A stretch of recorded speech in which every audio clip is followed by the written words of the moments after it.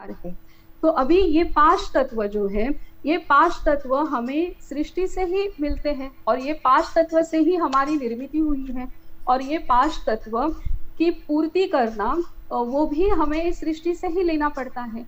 तो ये पांच तत्व का जो है उसकी अभी हम शॉर्ट में जर्नी समझ लेंगे कि ये पांच तत्व की यात्रा जो सृष्टि उत्पत्ति से अभी तक किस प्रकार से हुई, तो वो हम थोड़ा सा समझ लेंगे कि जब ये पांच तत्व की, जैसे कि श्रुति वाक्य हमने देखा कि आत्मनो आकाशः संभूतः इति श्रुति ही, अर्थात आत्म तत्व से जो वो प्रोसेस बहुत क्लिष्ट है, लेकिन ये सबसे समझने वाला जो श्रुति वाक्य है तो आसानी से समझ सकते हैं। इसलिए मेरे जो गुरुवर्य दातार शास्त्री जी है उन्होंने अपने साहित्य में इसका आधार लिया। तो ये जो प्रोसेस हुई होगी, हुई है सृष्टि के शुरुआत में, आदि में, कि जब ये पांच तत्व का निर्माण हुआ, तो ये पांच तत्व उस वक्त जो है वो पूरा अपने संपन्न गुण में थे, पूरा सारवान थे, पूरा शक्तिशाली थे, पूरा जो उनके गुण है वो पूरा मैक्सिमम लेवल पे थे और शुद्ध स्वरूप में थे, स्वच्छ स्वरूप में थे और पवित्र थे, शुद्ध थे। तो इस पांच तत्व के इतना हाईएस्ट लेवल पे जो गुण थे, तो उनके कर्म भी उस प्रकार के थे। तो ये पांच तत्व से जो सृष्टि निर्माण हुई, जो सृष्टि में सारे जो झरने हैं, नदियां हैं, जमीन है, तालाब है या सागर है, जो पहाड़ है, ये सारी जो सृष्टि की रचना जो हुई ये पांच तत्व से, वो भी बहुत अत्यंत सुंदर थी। और जिसका वर्णन बाइबल में और हमारे स्क्रिप्चर्स में भी स्वर्ग की तरह स्वर्ग ही कहा है। तो ये स्वर्ग कोई झूठी संकल्पना नहीं है। ये स्वर्ग क्यों कहा था? क्योंकि ये पांच तत्व इतना संपन्न अवस्था में थे कि पूरा होलिस्टिक, पूरा स्वच्छता, शुद्धता ये पांच तत्व में थी। तो उसे बनी सृष्टि भी उतना ही सुंदर और शक्तिशाली थी। साथ ही साथ ये पांच तत्व के निर्माण, पांच तत्व को का उपभोग लेने के लिए सृष्टि में 84 लाख जो जीवयोनि निर्माण हुई और उसमें से एक मानव प्राणी जो जीवयोनि है, तो उसके वो भी ये पांच तत्व से निर्माण होने के कारण ये मानवीय जो देह था उस वक्त, तो वो देह भी बहुत स्वास्थ्यपूर्ण, बहुत संपन्न, बहुत होलिस्टिक, बहुत प्योर, शुद्ध फॉर्म का था। साथ ही साथ वो जो मन था मानव का, तो वो मन भी बहुत दैवी गुणों वाला था। तो इस प्रकार से मानवीय रूप में, मानव शरीर में दैवी गुण और मन होने के कारण वो उस वक्त मानव देवता समानी था या देवता ही थे।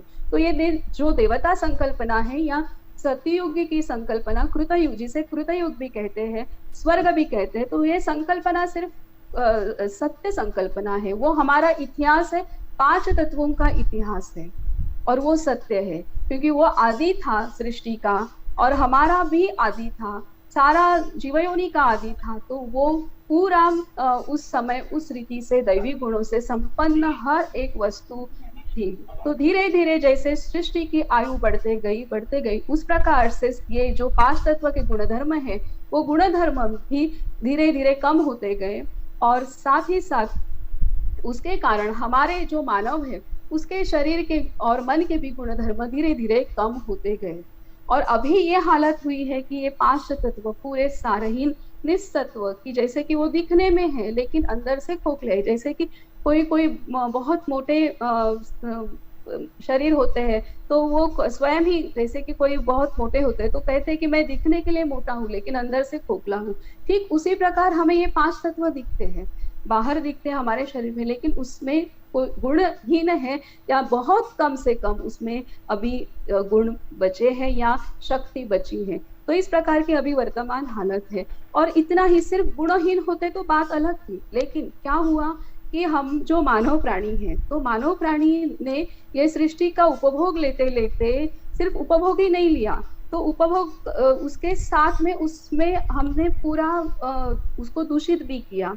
कि जो भी है कि दूषित, प्रदूषण के कारण तो बहुत सभी है, प्लास्टिक है, बहुत औद्योगिकरण है कि जो उसमें से निकलने वाले जो केमिकल्स है और रॉ मटेरियल्स है, वो उसके कारण हमारा पृथ्वी तत्व जो है दूषित हमने किया। जल तत्व जो है वो जो भी केमिकल्स है वो पानी हमारा पूरा नदियों में जाता है, तो नदियां सागर खराब हो गए। उसके बाद अग्नि तत्व भी जो है वो भी खराब हो गया, क्योंकि सारे केमिकल्स है, वायु तत्व है प्रदूषण से वो भी, और इतने सारा रेडिएशंस, मोबाइल, इतने हर एक के हाथ में मोबाइल है, लैपटॉप है, सब उसके कारण जो रेडिएशंस हुए स्प्रेड हो रहा है इतना, वो उसके कारण आकाश तत्व भी जो है वो प्रदूषित हुआ है। तो अभी वर्तमान समय जो है ये निस्तत्व तो सभी तत्व हुए हैं, साथ ही साथ उसमें प्रदूषण भी हुआ है। तो ये पांचों तत्व प्रदूषित हुए हैं। तो इसके परिणाम स्वरूप क्या हुआ है कि हमने पहले ही समझ के लिया कि जो आकाश तत्व है, आकाश तत्व में पॉजिटिव और नेगेटिव आयंस होते हैं, उसमें भी हल्की मात्रा में नेगेटिव आयंस थोड़ा ज्यादा होता है, जिसके कारण जिसे हम अल्कलाइन भी कह सकते हैं, जिसके कारण ये आकाश तत्व जो वातावरण है वो पूरा संतुलित होता है, लेकिन या स्वास्थ्यपूर्ण होता है। उसमें कुछ कोई भी जीव जंतु ज्यादा मात्रा में बढ़ नहीं सकते, इसके लिए वो नेगेटिव आयंस मदद करते हैं। इसलिए उसकी मात्रा निसर्ग में हल्की सी हायर साइड थोड़ा पॉजिटिव आयंस से रखी थी। लेकिन अभी ये जो पांच तत्व हम कोई भी चीज हम यूटिलाइज करते हैं तो उसके गुणधर्म कम होते जाते हैं। ठीक उसी प्रकार जो सृष्टि की आयु बढ़ते गई तो ये पांच तत्व भी जो है गुणहीन और कम से कम गुण वाले हो गए। साथ ही साथ ये प्रदूषण के कारण क्या हुआ कि ये पांच तत्व के विशेषतः जो वातावरण है, आकाश तत्व है, वो आकाश तत्व में नेगेटिव आयंस बहुत कम हो गए और पॉजिटिव आयंस बढ़ गए। तो पॉजिटिव आयंस जब बढ़ते हैं तो सृष्टि में जब पॉजिटिव आयंस बढ़ते हैं तो उस वक्त जो जीव जंतु है, बैक्टीरिया, वायरसेस है, फंगस है, वो ये सारे जो रोग निर्माण करने वाले जीव जंतु हैं, वो भी उनकी भी मात्रा बढ़ने के लिए या उनकी फैमिलीज ग्रोथ होने के लिए ये पॉजिटिव आयंस मदद करते हैं। उनके लिए वो अच्छा एनवायरनमेंट क्रिएट होता है। अभी इसका हम अनुभव तो 2 साल से कर रहे हैं। सभी लोग कहते हैं, इवन डॉक्टर्स भी कहते हैं कि ये महामारी आई। मैं अगर हम सत्यता जानेंगे तो ये महामारी आई नहीं है। ये जो जीव है, जो गेस्ट आया है, वो आया नहीं, वो था पहले से, यहाँ पे था। जिस प्रकार से हम यहाँ पे वास्तव्य कर रहे मानव प्राणी या सारे जो जीव यहाँ पे जीवन बिता रहे, उसी प्रकार से ये जो वायरस है वो वायरस शुरुआत से ही था, लेकिन वो अपने अपने फैमिलीज में रहते थे, अच्छे से रहते थे। कभी हमको अटैक किया तो हल्की सी सर्दी जुकाम आती थी, बस वो चली भी जाती थी इतना, क्योंकि वो उसका प्रभाव कम था, उतना ही था। लेकिन हमने जो पोल्यूशन के कारण जो पॉजिटिव आयंस बढ़ाए हैं आकाश तत्व में, उसके कारण क्या हुआ, ये जो वायरस था यही एक वायरस नहीं, अभी जो सारे बैक्टीरिया है, वायरसेस है, फंगस है, वो सारे सृष्टि के अंदर बढ़ गए हैं, क्योंकि इसका कारण ही ये है कि पॉजिटिव आयंस बढ़ गए हैं। तो ये महामारी आई नहीं है, ये कोई नया जीव यहाँ पे नहीं उसने ग्रोथ की है, ये पहले से था। हमने ऐसे एनवायरनमेंट क्रिएट किया कि वो अपनी फैमिलीज ग्रो कर सके और हम कम हो जाए। तो इस प्रकार से ये सत्य घटना घटी है सृष्टि के अंदर, भी हम संभालेंगे। अभी हम सृष्टि को फिर से संतुलित करने के लिए, फिर से सृष्टि को शक्तिशाली करने के लिए अभी कुछ कार्य करेंगे तो ही अच्छे से और सभी चीजों का आने वाले भविष्य में जो भी बाधाएं आने वाली है उनका हम शक्ति से सामना कर सकते हैं, अन्यथा नहीं कर सकते। तो इस प्रकार से जो है तो अभी हमारी हर एक की जिम्मेवारी है कि हमने सृष्टि के ये 5 तत्वों को संतुलित करने के लिए, 5 तत्वों को शक्ति देने के लिए, 5 तत्वों का स्वास्थ्य बनाए रखने के लिए हमने योगदान देने की जरूरत है। क्योंकि हमें अभी महामारी ने सिखाया, सब लोग इम्यूनिटी बढ़ाने की कोशिश कर रहे हैं, उसके लिए सभी आहार का पालन कर रहे, अच्छे खाने का, प्राणायाम का, एक्सरसाइज का पालन कर रहे। लेकिन ये आहार भी हम जिस सृष्टि से ले रहे हैं, अगर वो 5 तत्व अगर बीमार है तो हम भले बहुत अच्छा आहार ले, लेकिन वो उतना हमें पूर्णतः क्योर कर नहीं सकता। और हम जिस वातावरण में भी प्राणायाम कर रहे हैं या ब्रीदिंग एक्सरसाइजेस कर रहे हैं, तो वो वातावरण भी अगर शक्तिशाली नहीं होगा तो उसका उतना लाभ हम नहीं उठा सकते, क्योंकि हम जो भी ले रहे हैं और वो पांच तत्व की पूर्ति हमारे शरीर में ले रहे हैं, उसका आधार ही सृष्टि है।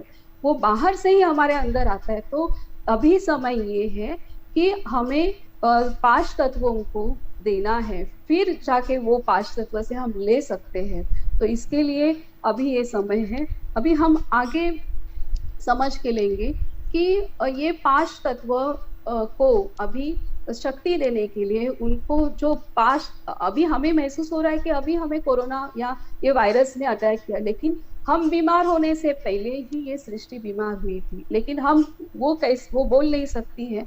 लेकिन जो भी हमारे, क्योंकि जो सृष्टि में है वो हमारे शरीर में है, या हमारे शरीर में जो होता है वो सृष्टि में होता है, क्योंकि हम एक दूसरे से जुड़े हैं। अटूट संबंध हमारा सृष्टि के साथ है। तो हमें जो अटैक हुआ ये महामारी का, इस वायरस का, तो उसका अटैक का, उसका आघात पहले सृष्टि के पांच तत्वों ने सहन किया है, लेकिन हम इतना सेंसिटिव नहीं है कि वो हम समझ पाए। तो इस प्रकार से अभी हमारा कर्तव्य है कि ये पांच तत्वों को भी, उनको भी इम्यूनिटी बढ़ाएं और उनको सशक्त करें। तो उनको सशक्त करने के लिए एकमात्र पर्याय है, एकमात्र ट्रीटमेंट है, एकमात्र हमारे पास विकल्प है, एकमात्र सॉल्यूशन है, वो है अग्निहोत्र। नित्य करें, नित्य अग्निहोत्र हर घर घर में करें। और हम जो भी सुन रहे हैं, सबका हमारा कर्तव्य है कि हमने ये प्रयास में हम भी सभी लोग शामिल हो जाए। तो अभी ये अग्निहोत्र के बारे में हम अग्निहोत्र और पांच तत्व, किस प्रकार से अग्निहोत्र पांच तत्वों को ट्रीटमेंट, पांच सृष्टि के पांच तत्वों को हीलिंग करने के लिए और शक्ति प्रदान करने के लिए मदद करता है अग्निहोत्र विधि, तो उस बारे में हम समझ लेंगे।